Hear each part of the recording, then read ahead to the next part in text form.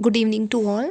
ਜਿਵੇਂ ਤੁਸੀਂ ਦੇਖਿਆ ਹੋਊਗਾ ਜੋ ਵੀ ਸਾਨੂੰ ਕਿਊ ਕਾਰਡਸ ਪਤਾ ਲੱਗ ਰਹੇ ਨੇ ਅਸੀਂ ਤੁਹਾਡੇ ਨਾਲ ਸ਼ੇਅਰ ਕਰ ਰਹੇ ਹਾਂ। ਔਰ ਅੱਜ ਸਾਨੂੰ ਨਵਾਂ ਕਿਊ ਕਾਰਡ ਮਿਲਿਆ ਔਰ ਜਿਹੜਾ ਇਹ ਕਿਊ ਕਾਰਡ ਹੈ ਇਹ ਜਿਨ੍ਹਾਂ ਬੱਚਿਆਂ ਦਾ 2 ਜਾਂ 3 ਨੂੰ ਸਪੀਕਿੰਗ ਸੀ ਉਹਨਾਂ ਤੋਂ ਇਹ ਕਿਊ ਕਾਰਡ ਪੁੱਛਿਆ ਗਿਆ। ਹਾਲਾਂਕਿ ਇਹ ਤੁਹਾਡੀ ਜਿਹੜੀ PDF ਸੀਗੀ ਉਹਦੇ ਵਿੱਚ ਨਹੀਂ ਹੈਗਾ, ਇਹ ਨਵਾਂ ਕਿਊ ਕਾਰਡ ਆ ਔਰ ਜਦੋਂ ਵੀ PDF ਆਊਗੀ ਤੁਹਾਨੂੰ ਇਹ ਕਿਊ ਕਾਰਡ ਦੇਖਣ ਨੂੰ ਮਿਲੂਗਾ।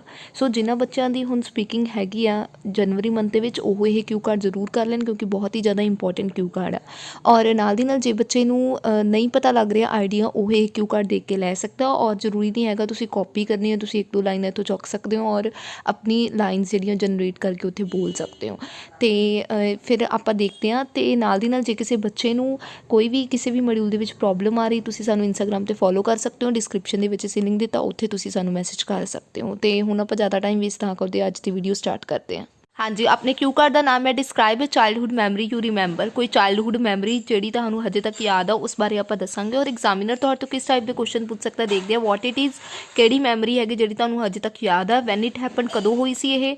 How it affected you in your life, ਕਿੱਦਾਂ ਇਫੈਕਟ ਕੀਤਾ ਤੁਹਾਡੀ ਲਾਈਫ ਨੇ ਇਹਨੂੰ। And explain why you still remember it, ਤਾਂ ਐਕਸਪਲੇਨ ਕਰਨਾ ਕਿਉਂ ਤੁਸੀਂ ਹਜੇ ਤੱਕ ਇਹਨੂੰ ਯਾਦ ਰੱਖਿਆ ਹੋਇਆ। ਸਭ ਤੋਂ ਪਹਿਲਾਂ ਆਪਾਂ ਜਨਰਲ ਲਾਈਨ ਤੋਂ ਸਟਾਰਟ ਕਰਾਂਗੇ। Life is full of many memories that we cherish for many years to come. ਕਹਿੰਦੇ ਜਿਹੜੀ ਲਾਈਫ ਹੈ ਆਪਣਾ ਜ਼ਿੰਦਗੀ ਆ ਉਹ ਬਹੁਤ ਸਾਰੀਆਂ ਮੈਮਰੀਜ਼ ਦੇ ਨਾਲ ਭਰੀ ਹੋਈ ਹੈ ਜਿਹੜੀ ਆਪਾਂ ਚੈਰਿਸ਼ ਕਰਦੇ, ਇੰਜੋਏ ਕਰਦੇ ਬਹੁਤ ਸਾਰੇ ਜਿਹੜੇ ਸਾਲ ਨੇ ਆਉਣ ਵਾਲੇ। But childhood memories are something special. ਕਹਿੰਦੇ ਬਟ ਜਿਹੜੀਆਂ ਕੁਝ ਚਾਈਲਡਹੁੱਡ ਮੈਮਰੀਜ਼ ਨੇ ਬਹੁਤ ਜ਼ਿਆਦਾ ਸਪੈਸ਼ਲ ਹੁੰਦੀਆਂ ਨੇ because they shape up our beliefs and life style in a rather direct manner. ਕਹਿੰਦੇ ਕਿਉਂਕਿ ਇਹ ਸ਼ੇਪ ਦਿੰਦੀਆਂ ਨੇ ਆਪਣੇ ਵਿਸ਼ਵਾਸਾਂ ਨੂੰ, ਆਪਣੇ ਲਾਈਫ ਸਟਾਈਲ ਨੂੰ ਇੱਕ ਡਾਇਰੈਕਟ ਮੈਨਰ ਦੇ ਵਿੱਚ।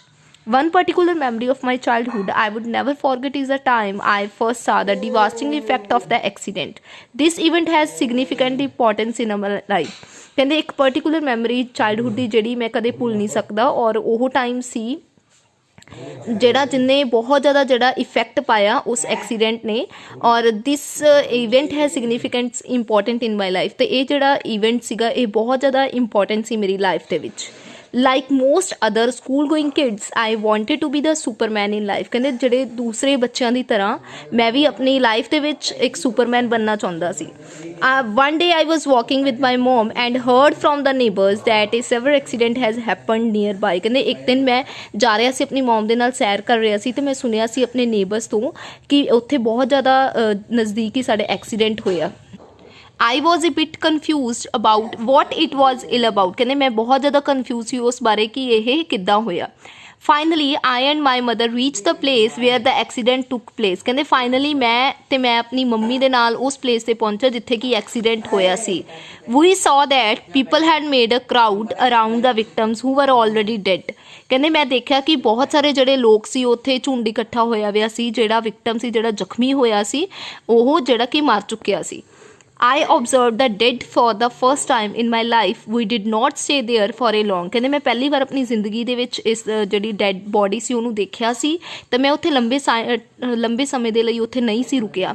After returning home I felt sick. ਕਹਿੰਦੇ ਘਰ ਆਉਣ ਤੋਂ ਬਾਅਦ ਮੈਂ ਬਿਮਾਰ ਪੈ ਗਿਆ। Later on, I started realizing that our lives are fragile and are not eternal. We all will die someone no matter what we think we are। ਕਹਿੰਦੇ ਉਸ ਤੋਂ ਬਾਅਦ ਮੈਂ ਆਪਣੀ ਜ਼ਿੰਦਗੀ ਦੇ ਵਿੱਚ ਰਿਅਲਾਈਜ਼ ਕੀਤਾ ਕਿ ਆਪਣੀ ਜਿਹੜੀਆਂ ਲਾਈਫਸ ਨੇ ਉਹ ਫਰੈਗਲਾਈਨ ਨੇ ਔਰ ਜਿਹੜੀਆਂ ਇਟਰਨਲ ਨੇ, ਅਮਰ ਕਦੇ ਵੀ ਨਹੀਂ ਰਹਿਣਗੀਆਂ। ਹਮੇਸ਼ਾ ਇੱਕ ਇਨਸਾਨ ਜੋ ਆਇਆ ਇਸ ਦੁਨੀਆ ਦੇ ਵਿੱਚ ਇੱਕ ਨਾ ਇੱਕ ਦਿਨ ਜ਼ਰੂਰ ਮਰੂਗਾ। That event help me grow up quickly. ਕਹਿੰਦੇ ਇਸ ਇਵੈਂਟ ਨੇ ਮੈਨੂੰ ਹੈਲਪ ਕੀਤੀ ਗਰੋ ਹੋਣ ਦੇ ਵਿੱਚ ਐਂਡ ਬਿਕਮ ਸਟਰੋਂਗਰ ਮੈਂਟਲੀ। ਅਤੇ ਇਸ ਇਵੈਂਟ ਨੇ ਮੈਨੂੰ ਕੀ ਆ ਸਟਰੋਂਗਰ ਬਣਾਇਆ mentally. I started changing some of my silly attitude after the event. ਕਹਿੰਦੇ ਉਸ ਤੋਂ ਬਾਅਦ ਮੈਂ ਆਪਣੇ ਜਿਹੜਾ ਐਟੀਟਿਊਡ ਸੀ ਉਹਨੂੰ ਚੇਂਜ ਕਰਨਾ ਸ਼ੁਰੂ ਕੀਤਾ। I started caring for my parents relatives and never harmed a defenceless creature. ਕਹਿੰਦੇ ਉਸ ਤੋਂ ਬਾਅਦ ਮੈਂ ਆਪਣੇ ਪੈਰੈਂਟਸ ਦੀ ਕੇਅਰ ਕਰਨੀ ਸ਼ੁਰੂ ਕੀਤੀ, ਰਿਲੇਟਿਵਸ ਦੀ ਕੇਅਰ ਕਰਨੀ ਸ਼ੁਰੂ ਕੀਤੀ ਔਰ ਕਦੇ ਵੀ ਉਹਨਾਂ ਨੂੰ ਦੁੱਖ ਨਹੀਂ ਸੀ ਪਹੁੰਚਾਇਆ। ਆਈ started praying every day and become kind even to the kids who were hostile me। ਕਹਿੰਦੇ ਮੈਂ ਉਸ ਤੋਂ ਬਾਅਦ ਪ੍ਰੇ ਕਰਨੀ ਸ਼ੁਰੂ ਕੀਤੀ ਹਰ ਰੋਜ਼ ਐਂਡ ਬਹੁਤ ਜ਼ਿਆਦਾ ਕਾਇੰਡ ਦਿਆਲੂ ਰਹਿਣਾ ਸ਼ੁਰੂ ਕੀਤਾ ਈਵਨ ਉਹਨਾਂ ਬੱਚਿਆਂ ਦੇ ਲਈ ਜਿਹੜੇ ਕਿ ਮੇਰੇ ਹੌਸਟਾਈਲ ਸੀਗੇ, ਜਿਹੜੇ ਕਿ ਮੇਰੀ ਮਤਲਬ ਸਵਾਗਤ ਕਰਦੇ ਸੀ, ਮੇਰੀ ਹੈਲਪ ਕਰਦੇ ਸੀ। ਸੋ ਇਹ ਸੀ ਕਿਊ ਕਾਰਡ। ਆਈ ਹੋਪ ਤੁਹਾਨੂੰ ਚੰਗਾ ਲੱਗਾ ਹੋਊਗਾ। ਜੇ ਚੰਗਾ ਲੱਗਾ ਤਾਂ ਪਲੀਜ਼ ਸਾਡੇ ਚੈਨਲ ਨੂੰ ਲਾਈਕ, ਸ਼ੇਅਰ ਅਤੇ ਸਬਸਕ੍ਰਾਈਬ ਕਰੋ ਅਤੇ ਨਾਲ ਦੀ ਨਾਲ ਜ਼ਿਆਦਾ ਇਨਫੋਰਮੇਸ਼ਨ ਲੈਣ ਦੇ ਲਈ ਤੁਸੀਂ ਸਾਨੂੰ ਇੰਸਟਾਗ੍ਰਾਮ 'ਤੇ ਫੋਲੋ ਕਰ ਸਕਦੇ ਹੋ। Thank you.